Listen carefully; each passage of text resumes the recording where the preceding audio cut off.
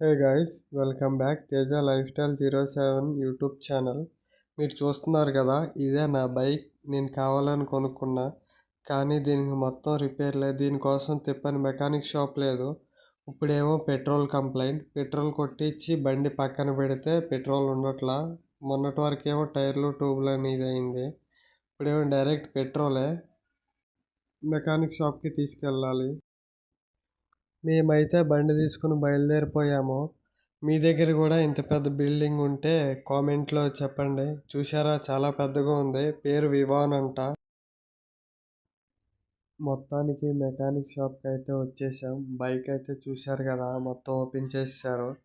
Complaint ఏంటి అనేది వాళ్ళు చెక్ చేశాక మనకి చెప్తారు. అప్పుడు అప్డేట్ ఇస్తారు. బండి అయితే రిపేర్ మొత్తం అయిపోయింది.